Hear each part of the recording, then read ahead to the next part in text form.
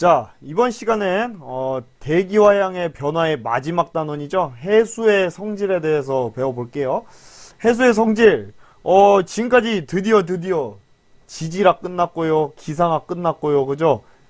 드디어 바다에 대해서 우리가 배워볼 거예요.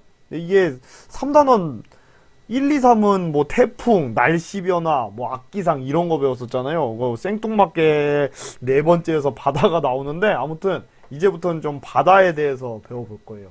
자, 해수의 성질은 이렇게 나뉘는데요. 첫 번째, 일단 해수의 염분, 염분에 대해서. 그 다음에 온도, 그 다음에 밀도, 용존기체. 자, 염분이라는 건 소금이 많으면은 더 짠 거, 그게 염분이 많은 거죠. 그렇게 말하는 거고, 온도는 뭐 여러분 알 테고요. 밀도도 아시죠? 이제는.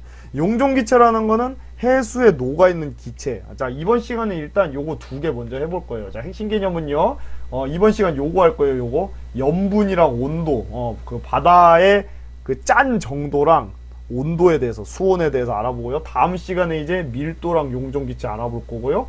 그 다음에 이제 수온 염분도라는 게 있어요. 이거 이따가 선생님이 알려줄게요. 자, 목표는요, 이거 말했던 네 개 있죠. 온도, 염분, 밀도, 용존, 정확히는 산소량이 아니고 용존 기체 등 이런 성질들을 여러분이 설명할 수 있으면 된다는 거. 자, 그래서 먼저 염분 먼저 가겠습니다. 염분. 자, 해수에는요, 여러분 굉장히 많은 물질들이 녹아있죠. 일반적으로 그냥 소금물이니까 소금 녹아있겠죠. 그렇게 말하는데, 네, 물론 소금 녹아있어요. 여러분, 소금이 화학식으로 뭔지는 좀 아셔야 됩니다. 과학 하시는 분들이면, NaCl, 염화 나트륨이라고 하죠. 염화 나트륨, 이렇게 부르는 거예요. NaCl.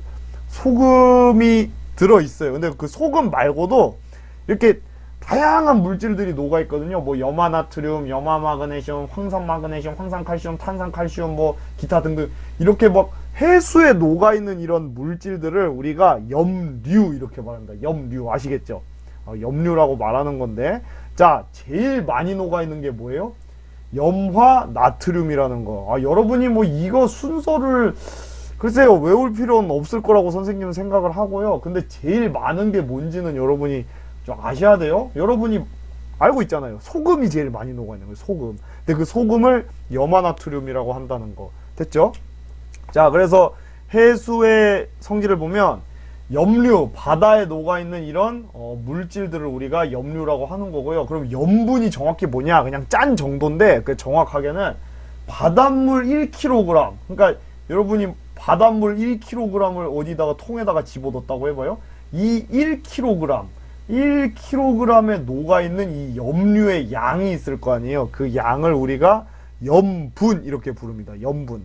자, 이거는 단위가 PSU라는 건데요. 이거는 뭐냐면은, 여러분 그게, 봐봐요. 예를 들면 여기에 소금이 조금만 있는 물이 있고, 여기는 소금이 엄청나게 많은 물이 있다고 해봐요. 그러면은, 전기가 어디가 잘 통하는지 아세요? 이건 너무 화학인가? 아무튼, 전기가, 요게 잘 통해요. 그러니까 그러니까 뭔가 녹아있는 물질들이 많을수록 전기가 잘 통한다는 거예요. 여러분 아는 학생은 알 거예요. 증류수, 순수한 물은 전기가 안 통하죠. 근데 여러분 생수, 수돗물 이런 거는 뭔가 물질들이 녹아있으니까 전기가 통하는 거란 말이에요. 여러분 네? 증류수에다가 전기 찌릿찌릿 하면 안 통해요. 순수한 물에다가. 근데 손에 생수 아니면 수돗물 묻은 상태로 전기 만지면 죽을 수도 있다는 거죠. 물론 증류수도 손에 증류수 묻은 상태로 전기 만져도 안 돼요. 그 손에 있는 땀이라든가 이런 게 녹아갖고 전기가 흐를 수 있는데, 아무튼 간에.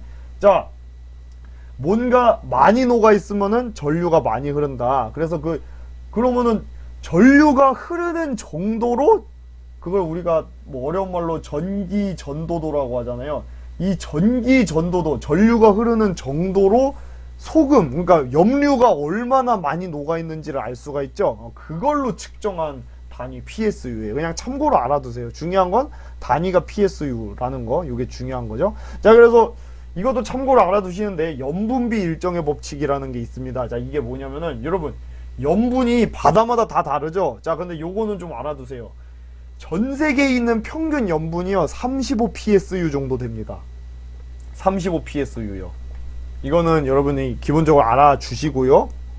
그 35 PSU 중에서도 염화나트륨이 한 대충 27 PSU 정도로 제일 많이 있는 건데, 자, 여기서 중요한 점은 염분이 평균이 35란 얘기지 다 다르단 얘기예요. 그죠? 뭐 어떤 바다는 더 짤 수도 있고요. 뭐 37 PSU일 수도 있고, 어떤 바다는 뭐 안 짜갖고 뭐 28 PSU일 수도 있고, 이렇게 다 다른데, 뭐 어떤 경우 심각한 경우 여러분 사해 아시죠? 사해 같은 경우는 막 315 PSU 막 이렇게까지 가거든요. 엄청나게 짜죠, 저기가. 엄청나게. 이렇게 염분은 전부 다를 수 있는데, 이 염료 하나하나의 비율은 거의 일정하다는 게 염분비 일정의 법칙이에요. 무슨 말이냐면, 어딜 가더라도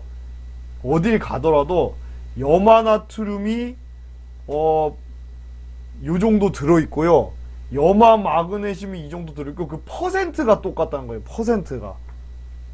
무슨 말인지 아시겠죠? 퍼센트가 다 똑같다는 거. 그 바닷물에 예를 들면 염화나트륨이 뭐 2.7% 있다. 그리고 여기 염화 마그네슘이 뭐 여기 뭐 0.38%가 들어있다. 그리고 황산 마그네슘이 0.16%가 있다. 이렇게 해봅시다. 어떤 바닷물에. 그러면은 염분이 다르더라도 어쨌든 거기에서 염화나트륨 2.7%, 염화 마그네슘 0.38%, 황산 마그네슘 0.16% 이렇게 다 그 비율이 똑같다는 거예요. 질량비가.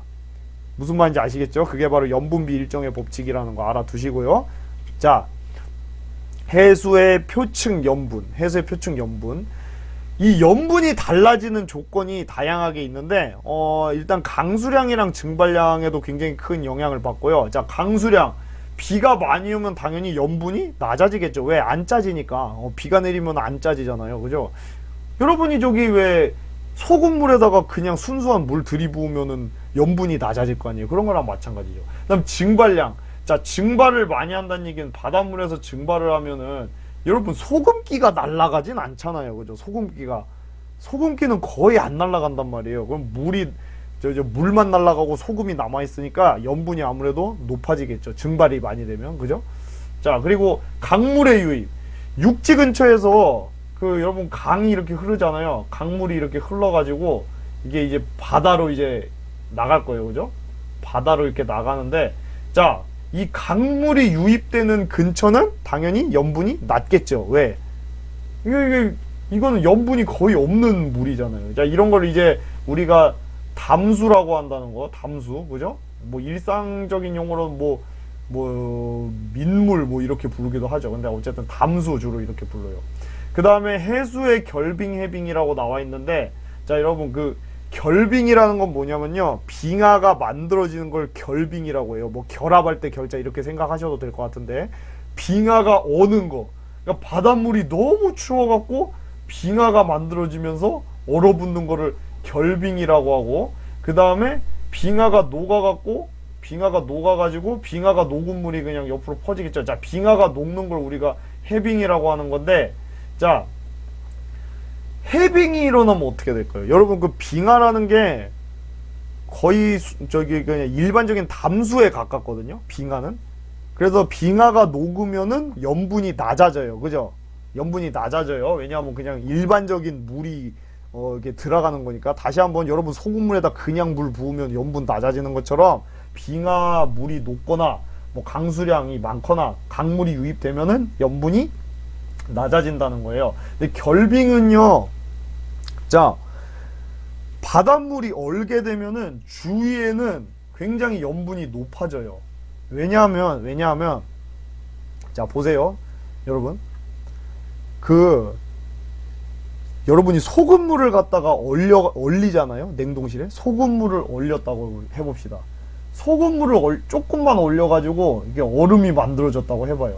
자, 여러분이 이 얼음을 먹잖아요. 그게 생각보다 많이 안 짜요. 자, 왜 그러냐면은 이게 얼음이 얼 때는요, 소금은 별로 포함이 안 되고요, 물만 이렇게 어는 경향이 있거든요.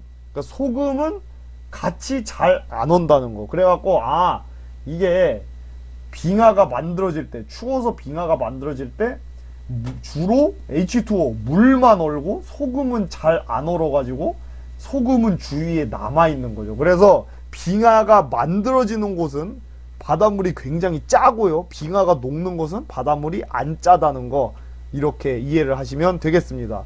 자, 그리고 이게 대표적으로 아까 선생님이 설명했던 그 사해 아시죠? 사해가 이제 죽을 사자 써서 죽음의 바다라고 불리는 곳인데, 이거 죄다 소금이거든요.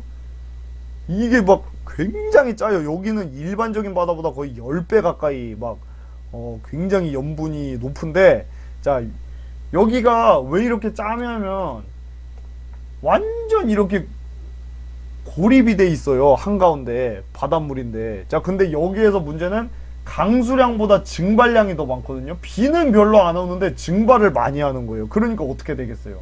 여기 그리고 뭐 담수 유입이 많은 것도 아니고, 그러다 보니까 여기 염분이 굉장히 높아진다는 거죠. 여기가 얼마나 높냐면, 여러분, 이게 막 사람들이 둥둥 떠다니면서 막 책도 읽고 그래요. 수영 못하는 사람들도. 왜?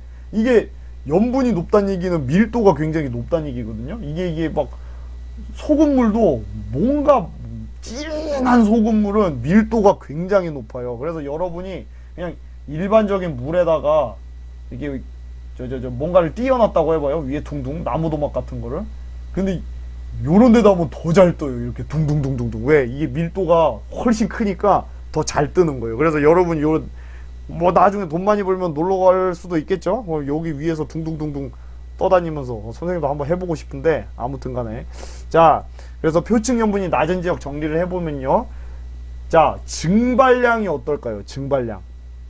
자, 표층 염분이 낮으려면 증발량은 적어야겠죠. 그러니까 증발이 별로 안 되는데 강수량은 어떻게 돼야 될까요? 강수량은 높은 지역. 요런 지역이 표층 염분이 낮은 지역이에요. 그러니까 증발량은 작으면서 강수량 높은 지역이에요. 자, 그래서 시험 문제로 어떻게 나오냐면 이렇게 나와요. 지금 보면은 그냥, 자, 증발량 높으면은 염분 어떻게, 이렇게 물어보면 증발량 많으니까, 증발 많이 되니까 염분이 높겠죠. 짜니까. 자, 그러면 강수량 많으면은 염분 어떻게 물어보면 강수 비 많이 오니까 안 짜겠지. 그러니까 염분이 낮겠죠. 이렇게 간단히 할 수도 있는데, 이렇게 많이 물어보거든요. 증발량 빼기 강수량 값이 어떻게, 뭐 이런 식으로 물어봐요. 염분이 높으면 뭐 어떻고, 뭐 이렇게. 자, 그러면은 여러분 이렇게 해석하시면 돼요. 다시. 자, 만약에 이 증발량 빼기 강수량이 크다는 얘기는 뭘까요? 크다는 얘기는 이 앞에 거가 크고 뒤에 거가 작다는 얘기죠. 자, 그러면 증발량이 많다는 얘기니까 무슨 뜻? 염분이 높다는 얘기죠. 강수량 적고 증발량이 크니까. 자, 그 다음에 증발량 빼기 강수량 값이 작다는 얘기는 뭐죠? 자, 요 앞에 거는 작은데 뒤에 값은 커야지 요게 작겠죠. 자, 이 얘기는 염분이 어떻다? 염분이 낮다는 얘기죠. 왜? 증발은 별로 안 하는데 비가 많이 오니까. 이렇게 따질 수 있는 거예요. 무슨 말인지 아시겠죠? 자, 이거를 따르게 하면은 증발량 빼기 강수량이 0보다 크다, 플러스다. 그건 뭔 뜻일까요? 증발량이 이거 넘기는 거 알죠, 여러분? 넘기면은 증발량이 강수량보다 많다는 얘기잖아요. 그러니까 염분이 높겠죠. 거꾸로 증발량 빼기 강수량이 0보다 작다. 무슨 뜻이에요? 이거 다르게 표현하면 증발량이 강수량, 이거 넘기면 증발량이 강수량보다 작다는 뜻이니까, 자, 강수량이 더 많다는 얘기니까 염분이 낮다는 얘기겠죠. 그쵸? 자, 근데 여러분 이거 막 헷갈릴 텐데 선생님이 팁을 하나 줄게요. 팁.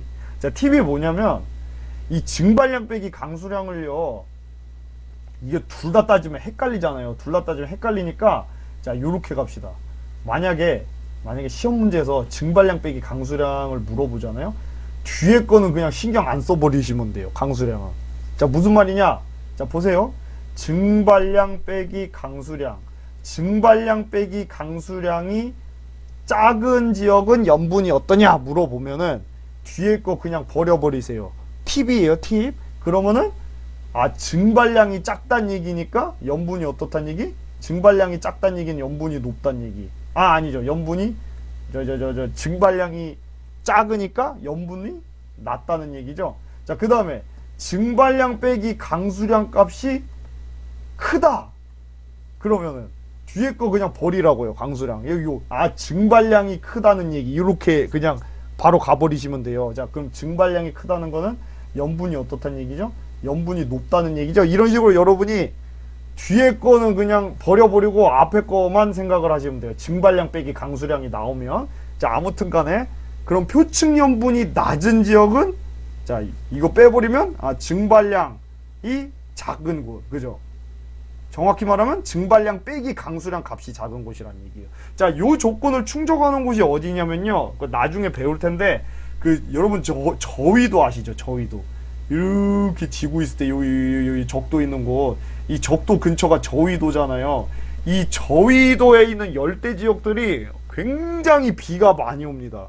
비가 엄청나게 많이 와요. 여러분 막 TV에서 많이 봤을 거예요. 열대우림 같은 거 보면 맨날 비 오잖아요. 저기는 그래서 저 열대 지역 근처에 있는 바다들은 굉장히 염분이 낮아요. 그런데 왜 그럼 여기에 비가 많이 오느냐? 그건 이제 나중에 배울 거예요.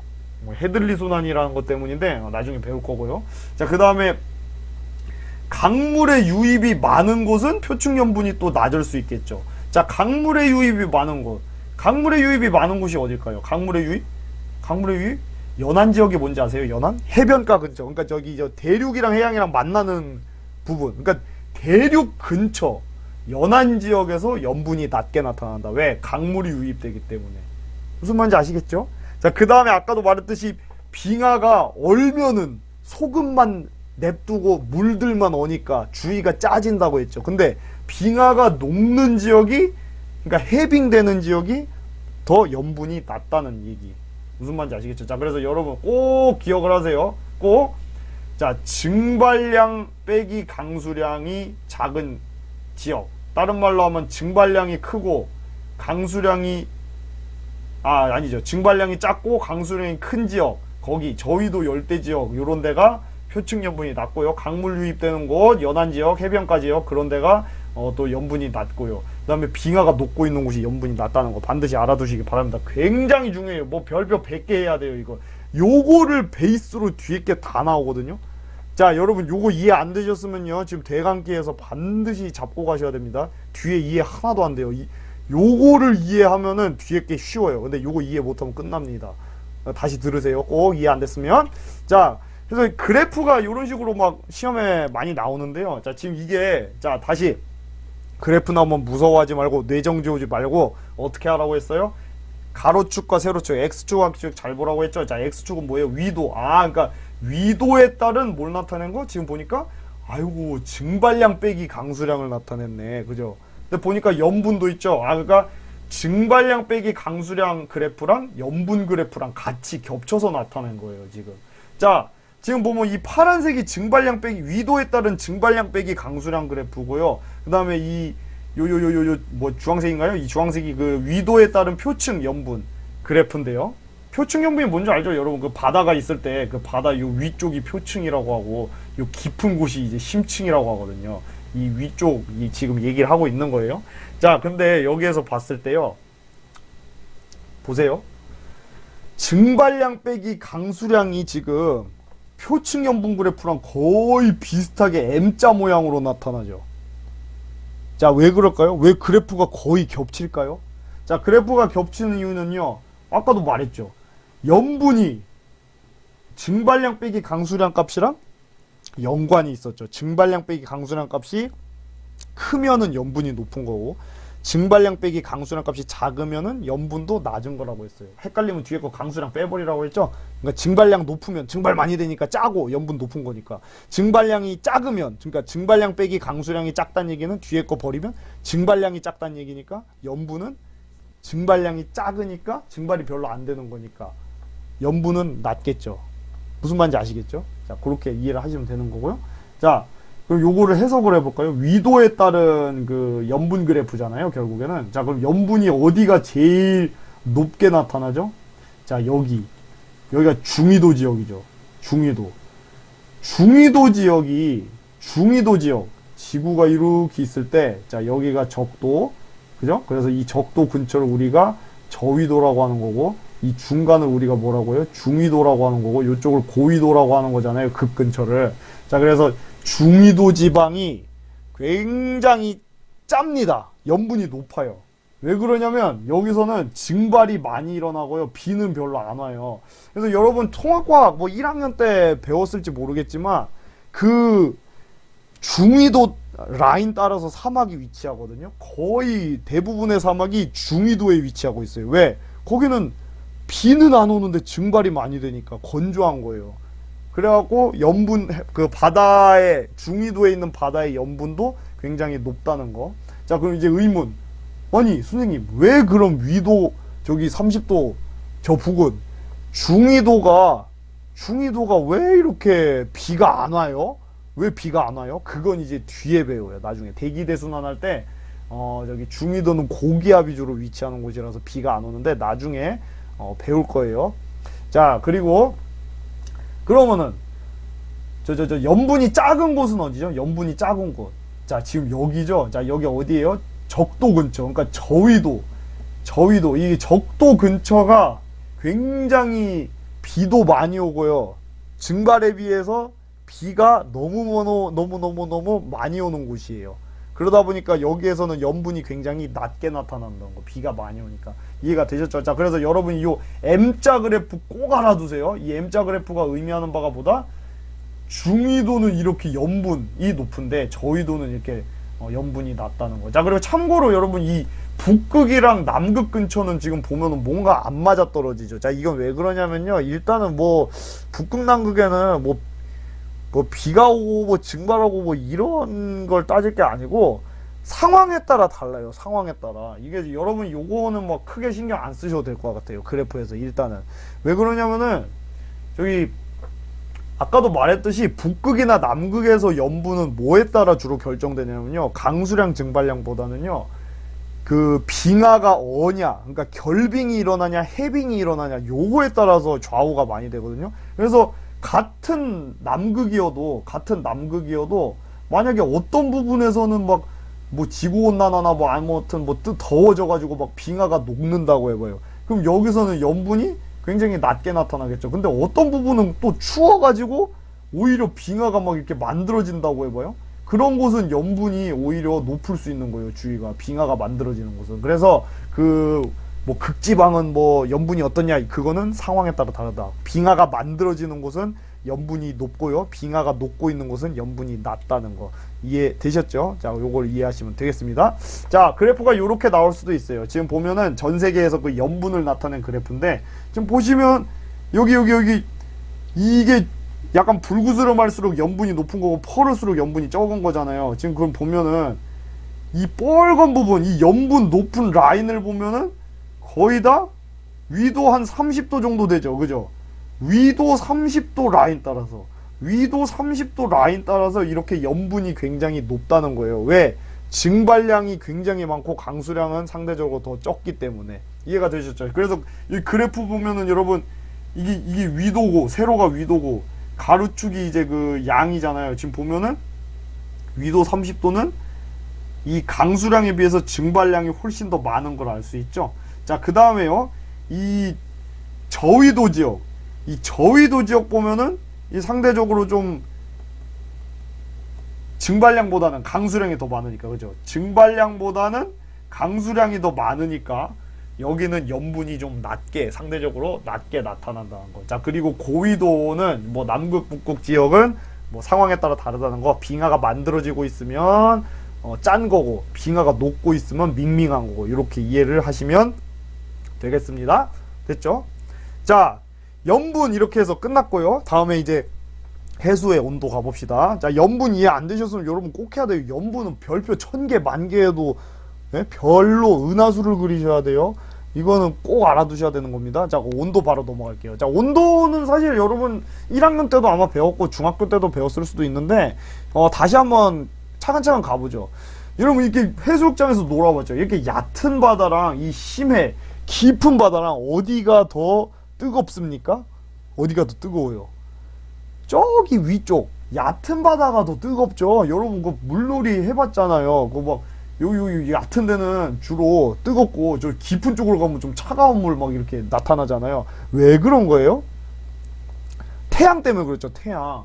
여기서 태양이 막 내리 쬐니까 요 윗부분은 바닷물의 위쪽은 태양 에너지 때문에 좀 상대적으로 온도가 높은 거고요. 밑에는 태양빛이 도달하지 않아서 굉장히 차갑다고 할 수 있죠. 자, 그래서 과학자들이 처음 생각한 건 뭐였냐면, 그러면은 예를 들어서 자, 여기가 이제 온도라고 해봅시다.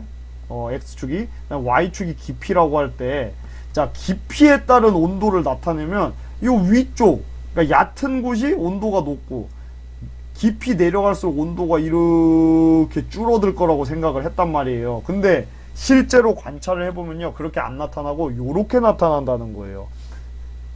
온도가 일정한 부분이 있어요. 아니, 분명히 아까 전에 요 위쪽 얕은 바다가 더 뜨겁다고 했는데, 그러면은 밑으로 내려갈수록 계속 차가워져야 되는 거 아닌가? 이렇게 생각을 했는데, 온도가 일정하다가 차가워졌다 다시 일정하다 이렇게 된다는 거예요. 자, 그래서 이 깊이에 따른 수온 분포를 기준으로 해갖고 층을 이렇게 A, B, C 이렇게 세 개로 나누는데, 자, A가 왜 온도가 일정하냐면요, 바람이 불어갖고 바람이 쉥쉥쉥 분다고 해봐요. 바람이 불면 파도 치면서 이 바닷물이 섞이게 되겠죠. 바닷물이 막 섞여요. 그러니까 바닷물이 막 섞이니까 온도가 그냥 다 일정하게 돼버리는 거예요. 자, 그래서 이 바람에 의한 혼합 때문에 생기는 층이라고 해가지고 여기를 뭐라고 하냐면 혼합층이라고 하고요. 자, 그 다음에 B층은 그냥 정상적으로 깊이 내려갈수록 차가워지는 거죠. 자, 이거는 뭐라고 하냐면 수온이, 여러분 도약이라는 단어 알아요? 도약? 도약하다, 막 점프하는 거, 그 약자 써가지고 수온이 도약하는 층, 수온약층이라고 부릅니다. 이해되셨죠? 수온약층에서는 이제 깊이 내려갈수록 차가워지는 거고요. 여기는 그냥 심해에 있어서 심해층이라고 하는 거예요. 심해층. 됐죠? 심해층이라고 한다. 자, 그래서 혼합층은 바람에 의해서 생긴다는 거 꼭 알아두시고요. 여기서 중요한 건 뭐냐면, 바람 세기가 세지면 이 혼합층의 두께가 더 증가한다는 거예요. 무슨 말인지 아시겠죠? 바람이 세게 불다는 얘기는 더 깊이까지 막 섞일 수 있다는 얘기니까. 그 다음에 수온약층의 특징은 뭐냐면은, 자, 여러분 봐요.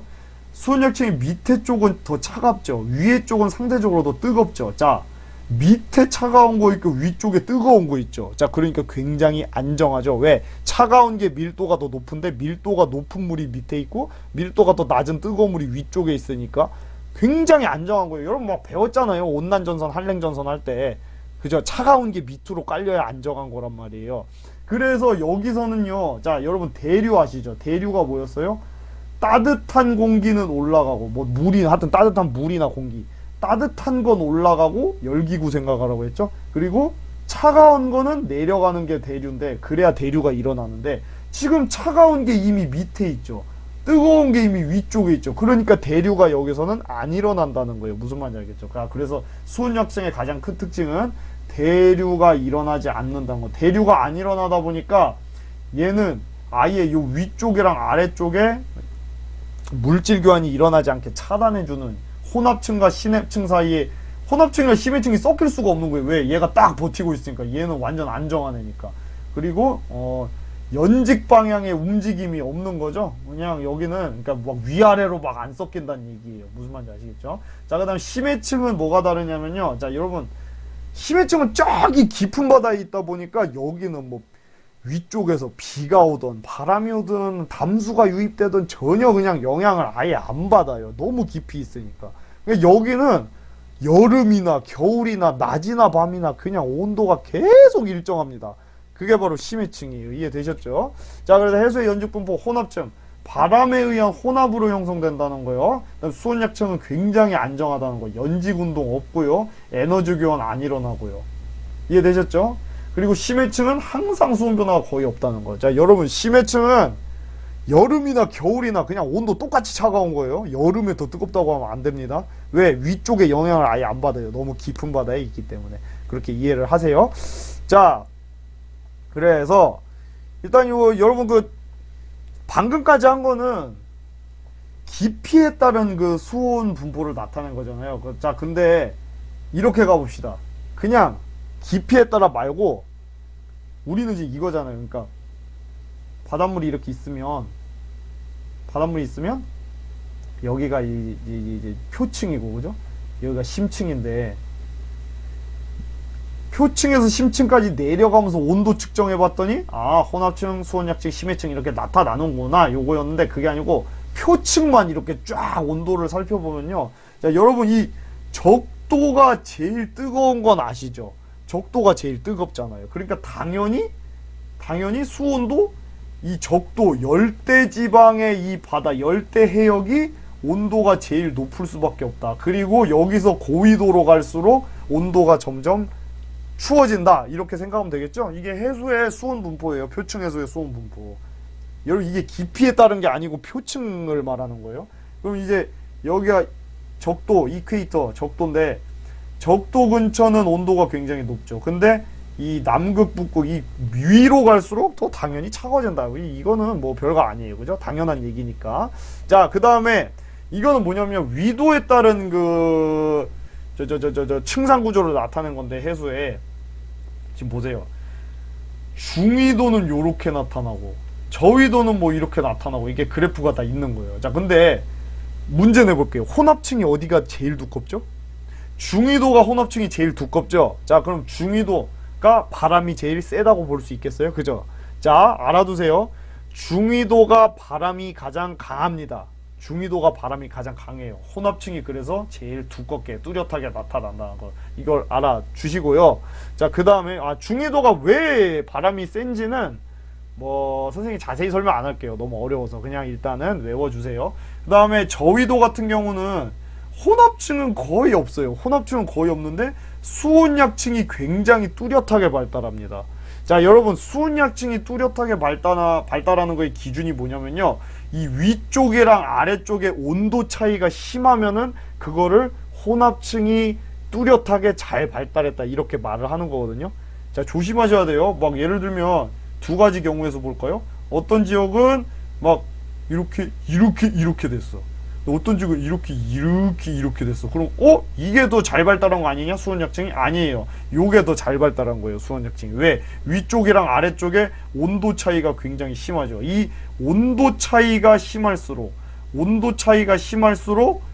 이 수온약층이 굉장히 뚜렷하게 발달했다, 이렇게 표현을 할 수가 있는 거예요. 자, 그 다음에 고위도 지방, 막 북극이나 남극 근처 이런 데 보면은 위쪽도 차갑죠. 그죠? 위에도 차갑고 아래도 계속 차가우니까 여기는 그냥 아예 해수의 층상 구조가 나타나질 않아요. 아니면 내지는 그냥 심해층만 존재한다, 이렇게 말씀하셔도 됩니다. 자, 그래서 요것도 한번 그래프를 해석해 볼까요? 그래프가 많이 나오죠, 여러분. 좀 헷갈릴 수 있는데 다 해석을 할 줄 아셔야 됩니다. 이거는 자, X축 뭐예요? 위도에 따른, 자, 위도랑 깊이에 따라서 혼합층과 수온약층과 심해층을 나타내는 건데, 자, 이거 여러분, 이거 그래프 해석하는 건 굉장히 쉬워요. 자, 지금 뭐냐면 예를 들면 여기가 지금 적도잖아요. 적도에서 혼합층 두께가 요만큼이고요. 그 다음에 수온약층 두께가 이만큼이고 나머지는 심해층이다, 이렇게 해석을 할 수 있는 거예요. 무슨 말인지 아시겠죠? 자, 다시 위도 30도에서 혼합층 두께 이만큼이고 수온약층 두께 이만큼이고 나머지 심해층이다, 이렇게 해석을 하는 거라고요. 무슨 말인지 아시겠죠? 그렇게 아셔야 됩니다. 그리고 고위도 보면은 죄다 심해층이죠. 여기는 죄다 이 심해층 영역이잖아요. 아무튼 여기서는 예를 들어서 여기서는 요만큼이 수온약층, 요만큼이 혼합층, 요만큼이 수온약층, 나머지 심해층, 이런 식으로 해석을 하면 된다는 얘기 되셨죠? 자, 그러면 아까 선생님이 말했듯이 바람이 제일 세게 부는 어디? 중위도가 혼합층이 제일 두껍게 발달한 걸 알 수 있죠. 그죠? 여기 중위도가 혼합층이 제일 두껍게 발달을 했어요. 그죠?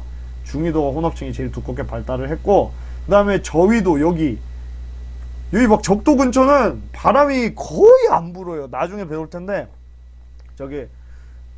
여러분 이미 배웠죠, 그죠? 적도 무풍대라고 막 했잖아요. 적도에서는 바람이 거의 안 불기 때문에 혼합층이 굉장히 이게 얇게 나타납니다. 이해되셨죠? 그리고 아예 여기 극지방 근처는 층상 구조가 나타나지 않는 거고요. 그렇게 해석을 하시면 됩니다. 그리고 수온약층의 두께는 뭐 대체적으로 위도에 따라서 크게 차이는 없는 것 같아요. 그죠? 근데 이제 저기 고위도 지방 같은 경우는 저 수온약층의 두께가 조금 작네요. 그죠? 자, 정리해 보겠습니다. 해수의 연직 분표를 위도별로 분석을 해보면요. 자, 저위도는 뭐가 뚜렷하게 발달한다? 수온약층이 뚜렷하게 발달해. 왜? 위쪽이 굉장히 뜨겁거든요. 위에가 엄청나게 뜨겁고 밑에는 확 차가우니까 이 위쪽과 아래쪽의 온도 차이가 굉장히 심하게 난다는 거. 그래서 저위도 지방에서 수온약층이 굉장히 뚜렷하게 발달합니다. 그 다음에 중위도는 혼합층이 굉장히 뚜렷하게 발달을 해요. 왜? 바람이 강하기 때문에. 이거 꼭 알아두시고요. 굉장히 중요한 내용하고 있는 거예요 지금. 자, 그리고 고위도 지방은 층상구조가 발달 안 한다, 아니면 뭐 어떤 책에는 심해층만 발달한다, 이렇게 써져 있는 책도 있는데요. 아무튼 그리고 표층과 심해 온도차가 없기 때문이다. 그리고 요것도 알아두세요 여러분. 겨울의 혼합층이 더 두껍습니다. 여름보다 겨울의 혼합층이 더 두꺼워요. 뭐 그 이유는 뭐 겨울에 바람이 더 세서거든요. 여러분 저기 경험적으로 알고 있죠. 경험적으로 여름에 막 햇빛 쨍쨍인데 바람 불어갖고 막 머리카락 날린 적 그런 경험 별로 없을 거예요. 막 땀만 뻘뻘 났지 바람이 막 엄청 세게 불고 그런 경험이 없을 텐데, 겨울 같은 경우에는 엄청나게 막 눈보라치고 여러분 패딩 입고 막 덜덜덜 떨면서 막 바람 맞은 적 많잖아요. 그 겨울에 바람이 세기 때문에 겨울의 혼합층이 두껍게 발달한다는 거 여러분 꼭 알아두시기 바랍니다. 그럼 아니 쌤 왜 겨울이 더 바람이 세요? 그렇게 물어본 친구들이 있는데 뭐 그 이유는 저기 겨울에 육지랑 바다의 온도 차이가 더 심해가지고 바람이 더 세거든요. 온도 차이가 심하면은 기압 차이가 더 심해갖고 바람이 더 세요. 그냥 그 정도로 그냥 알아두시면 될 것 같아요. 아무튼 이거 알아둬요. 그냥 겨울에 혼합층이 두껍다. 왜? 겨울에 바람이 세니까. 이렇게 알아두시면 됩니다. 됐죠? 자, 그 다음에 이제 저 시험 문제로 많이 나온 것 중 하나가요. 이제 마지막인데 우리나라의 그 주위의 해수의 어떤 해석 같은 게 많이 나오는데요. 지금 보시면 이게 둘 다 수온 분포예요. 수온 분포인데 2015년 1월 달에 수온 분포고요. 요 옆에 거는 2015년 8월 달에 수온 분포인데요. 자, 요런 거 한번 맞춰 보실래요? 1월 달이랑 8월 달 중에서 언제 더 뜨거워요? 대체적으로 우리나라 주변 바다가.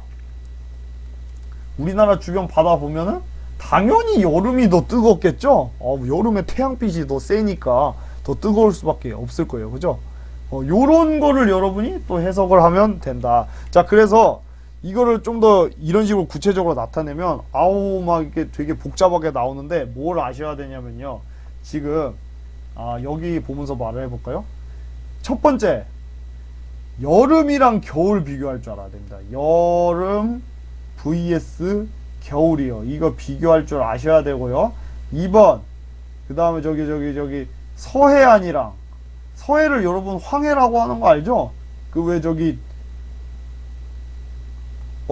갯벌 같은 데 가면 굉장히 저기 서해안 가면 물이 뿌옇잖아요. 진흙탕 물 때문에. 그래갖고 우리가 누를 왕자 써서 황해 이렇게 불러요. 아무튼 서해랑 동해 비교하는 거. 자, 그럼 뭘 비교하느냐? 두 가지를 비교합니다. 두 가지. 자, 두 가지가 뭐냐면 첫째 수온 비교하고요. 두 번째 염분 비교합니다. 그러니까 이렇게 문제가 나온다는 거죠. 우리나라에서 여름이랑 겨울에 언제 수온이 높게, 아니면은 겨울이랑 여름에 언제 염분이 높게, 이렇게 물어본다는 거예요. 자, 그 다음 아니면은 서해안이랑 동해안 중에서 어디가 더 따뜻하게, 이렇게 물어본다던가, 아니면 서해안이랑 동해안 중에서 어디가 더 염분이 높냐, 이렇게 물어볼 수 있다는 건데, 자, 지금 정리를 한번 해볼까요? 볼까요? 자, 지금 보면은요, 여기 이제 수온이고 염분이니까 이 위에 거는 지금 수온 분포를 나타낸 거고요. 밑에 거 두 개는 염분 분포를 나타낸 건데, 자, 지금 계절에 따라 지금 다르죠? 계절에 따라 달라요. 지금 여기가 여름이고요. 여기가 겨울이에요. 겨울. 자, 겨울과 여름의 수온 분포가 이렇게 다른데, 자, 왜 다를까요? 맞춰보세요. 아까 말했잖아요. 여름은 그냥 따뜻하니까, 태양빛이 세니까. 그래서 태양 에너지 때문에 여름이 뜨거운 건 당연한 거고요. 자, 그러면은 여름이랑 겨울의 염분을 비교해 볼까요? 자, 대체적으로 지금 여기가 겨울인데, 겨울이랑 여름의 염분을 비교해 보면 어디가 염분이 더 낮죠? 염분이 더 낮아요. 어디가? 여름이 염분이 대체적으로 더 낮아요. 그죠? 이게 파란색이 염분이 낮은 부분이니까. 자, 그 이유는 뭐냐면요. 우리나라가 여름철에 비가 굉장히 많이 옵니다. 그래서 그 비가 많이 오기 때문에 강수량이 많아서 대체적으로 여름에 염분이 낮게 나타난다는 거 알아두시면 되는 거고요. 자, 그리고 여름, 겨울 비교했으니까 이제 하나만 보고 얘기를 해볼까요? 하나만 보고. 이렇게 이게 여기만 딱 볼까요? 자, 먼저 여기가 더 깔끔하겠네요. 서해안이랑 동해안의 수온을 비교해 보면요. 수온. 서해안이랑 동해안의 수온을 비교해 보면 대체적으로, 그러니까 물론 그 같은 위도 라인에서는 뭐 온도가 비슷해야 되잖아요. 근데 대체적으로요, 동해가 조금 더 온도가 높아요. 자, 그게 왜 그러냐면 나중에 배울 건데요. 여기에 여러분 해류라고 아시죠? 해류라는 게 저 바닷물이 움직이는 걸 우리가 해류라고 하거든요. 해류가 흐르는데 이렇게 여기로 따뜻한 해류가 흘러요. 이거를 뭐 저기 동한 난류라고 하는 건데, 동한 난류 같은 애가 이렇게 흐르고, 요쪽으로는 따뜻한 황해 난류가 흐릅니다. 황해 난류가 이렇게 흘러요. 자, 동한 난류, 황해 난류 이렇게 흐르는데, 이 황해 난류보다 동한 난류가 더 세거든요. 그래서 이 동한 난류가 흐르고 있어서 이 난류에 의한 영향 때문에 동해안이 조금 더 같은 위도상에서는 온도가 높은 경향이 있다는 거 알아두세요. 됐죠? 자, 그 다음에 염분 볼까요? 서해안이랑 동해안. 자, 염분이 어디가 더 낮아요? 서해안이 더 낮죠. 자, 그 이유는 뭐냐면 지금 서해안은 보면은 완전 대륙에 둘러싸여 있죠. 그러니까 막 강물이 엄청나게 유입이 되는 거예요. 사방팔방에서. 그러니까 염분이 낮게 나타난다는 거 알아두시면 됩니다. 저 특히 요 밑에 보면 여기 요거 보이시죠? 요거 이게 저기 양쯔강이라는 거거든요. 이 양쯔강에서 어마무시하게 민물이 유입이 많이 돼요. 그래서 여기에서 가끔 저기 저번에 양쯔강에서 뭐 홍수 났을 때 있거든요. 그때 민물이 저 담수가 너무 많이 유입돼 가지고 이 주위에 저기 저 물고기들, 바다 물고기들 양식장에서 굉장히 많이 죽었다, 뭐 이런 얘기를 들었는데, 아무튼 자, 서해안은 동해안보다 강물의 유입이 더 많기 때문에 염분이 낮게 나타나는 거 알아두세요. 자, 그래서 우리나라 부근 수온염분 다시 한번 해봅시다. 다시 여름, 겨울 비교하는 거, 황해, 동해 비교하는 거, 이렇게 여러분이 구분하셔야 되고, 뭘 비교하는데요? 두 가지, 수온염분. 경우의 수가 네 가지죠. 자, 해봅시다. 여름이 겨울보다 수온이 높은 이유는 뭐라고요? 이거는 뭐 쉬운 거죠. 여름에 태양 복사 에너지가 강하니까 당연한 거다. 태양 복사 에너지가 강해가지고 사실 요게 하나 더 알아두면 좋은데, 난류가 강화가 돼요. 난류라는 게 저기 따뜻한 해류, 밑에 쪽에서 올라오는 그 따뜻한 해류가 더 강화되는 효과가 있다는 거 여러분 추가로 알아두시고요. 그 다음에 여름이 겨울보다 염분이 낮은 이유는 뭐가 많이 와서? 비가 많이 와서 여름에 강수량이 많기 때문이라는 거고요. 황해가, 그러니까 서해가 동해보다 더 수온이 낮은 이유. 자, 동해가 왜 더 뜨거웠죠? 황해랑 동해랑 둘 다 난류가 흐르고 있어요. 둘 다 난류가 흐르고 있는데,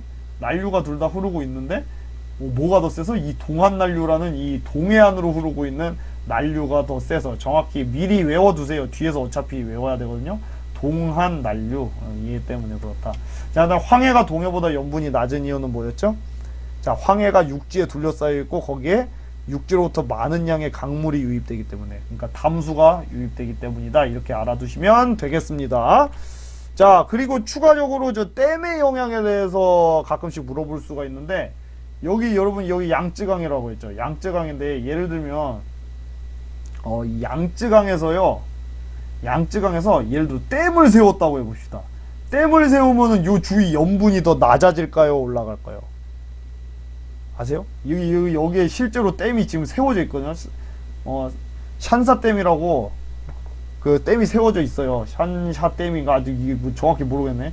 네, 산샤댐인가 샨샤댐인가 아무튼 산샤댐, 아무튼 그 댐이 뭐 발음도 어렵네요. 그 댐이 세워져 있는데 댐을 세웠을 때 여기로 민물이 유입이 안 되잖아요. 담수가 유입이 잘 안 되니까 여기에 염분이 낮아졌어요. 자, 근데 만약에 이 댐을 파괴해 버렸다고 합시다. 산샤댐이 없어졌어요. 이 댐이 없어지면은 어떻게 될까요? 예전보다 얘들이 더 많이 밀려오니까 염분이 더 낮아지겠죠. 그러니까 댐을 세우면 염분이 더 높아진다는 거. 왜? 담수가 유입이 안 되기 때문에. 요거를 여러분이 알아주시기 바랍니다. 자, 이렇게 해서 오늘 저기 해수의 염분과 수온에 대해서 알아봤는데 굉장히 중요하고요. 여러분이 오늘 배운 내용을 완벽하게 아셔야지 뒤에 내용이 다 이해가 됩니다. 제가 나중에 막 저기 해수의 표층순환, 심층순환 그 해류 배울 때도 이 염분 개념이 다시 나오거든요. 꼭 알아주시기 바랍니다. 자, 그럼 오늘의 포인트. 혼합층은 바람이 강한 곳에서, 수온약층은 표층수온이 높은 곳에서 잘 발달하고요. 심해층은 1년 동안 수온 변화가 거의 없다. 이거 알아두시기 바랍니다. 여러분 미안한데 이번엔 너무 중요해서 포인트 하나만 더 나갈게요. 자, 포인트 하나 더. 빙하가 생기면 염분이 높아지고요. 빙하가 녹으면 염분이 낮아진다. 이거 굉장히 중요하거든요. 나중에도 계속 나오니까 꼭 알아두시기 바랍니다. 자, 그럼 다음 시간에는 이어서 저기 해수의 밀도랑 해수의 용존 기체 나가 볼게요.